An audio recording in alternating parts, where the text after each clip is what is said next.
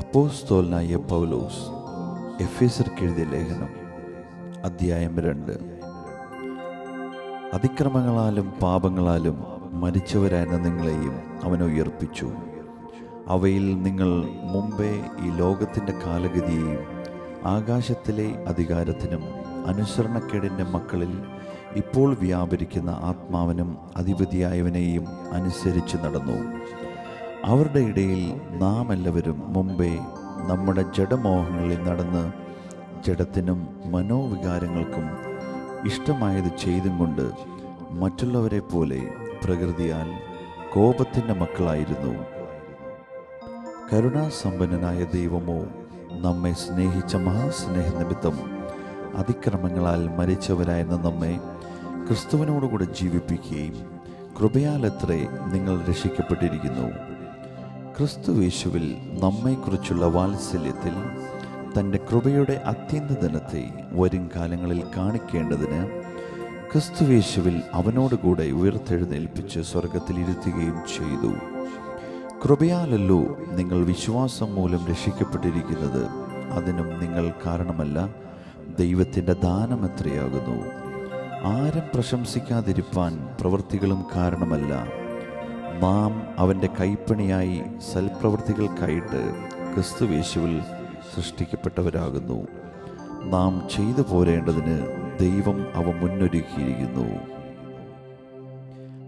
ആകയാൽ നിങ്ങൾ മുമ്പേ പ്രകൃതിയാൽ ജാതികളായിരുന്നു. ജഡത്തിൽ കയ്യാലുള്ള പരിച്ഛേദനയേറ്റ് പരിച്ഛേദനക്കാർ എന്ന് പേരുള്ളവരാൽ അഗ്രചർമ്മക്കാർ എന്ന് വിളിക്കപ്പെട്ടിരുന്നു. അക്കാലത്ത് നിങ്ങൾ ക്രിസ്തുവിനെ കൂടാതെയുള്ളവരും ഇസ്രായേൽ പൗരതയോട് സംബന്ധമില്ലാത്തവരും വാഗ്ദത്തത്തിൻ്റെ നിയമങ്ങൾക്ക് അന്യരും പ്രത്യാശയില്ലാത്തവരും ലോകത്തിൽ ദൈവമില്ലാത്തവരുമായിരുന്നെന്ന് ഓർത്തുകൊള്ളുവിൻ. മുമ്പേ ദൂരസ്ഥരായിരുന്ന നിങ്ങൾ ഇപ്പോൾ ക്രിസ്തുയേശുവിൽ ക്രിസ്തുവിൻ്റെ രക്തത്താൽ സമീപസ്ഥരായി തീർന്നു. അവൻ നമ്മുടെ സമാധാനം.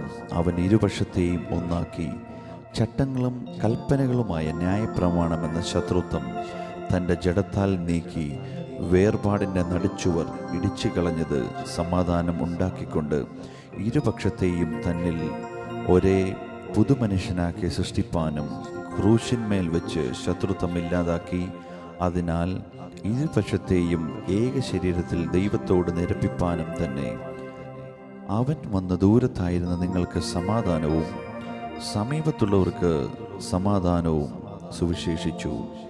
അവൻ മുഖാന്തരം നമുക്ക് ഇരുപക്ഷക്കാർക്കും ഏകാത്മാവിനാൽ പിതാവിലേക്ക് പ്രവേശനമുണ്ട്. ആകയാൽ നിങ്ങൾ ഇനി അന്യന്മാരും പരദേശികളുമല്ല, വിശുദ്ധന്മാരുടെ സഹപൗരന്മാരും ദൈവത്തിൻ്റെ ഭവനക്കാരുമത്രേ. ക്രിസ്തുയേശു തന്നെ മൂലക്കല്ലായിരിക്കെ നിങ്ങളെ അപ്പോസ്തലന്മാരും പ്രവാചകന്മാരും എന്ന അടിസ്ഥാനത്തിന്മേൽ പണിതിരിക്കുന്നു. അവനിൽ കെട്ടിടം മുഴുവനും യുക്തമായി ചേർന്ന് കർത്താവിൽ വിശുദ്ധ മന്ദിരമായി വളരുന്നു. അവനിൽ നിങ്ങളെയും ദൈവത്തിൻ്റെ നിവാസമാകേണ്ടതിന് ആത്മാവിനാൽ ഒന്നിച്ചു പണിതു വരുന്നു.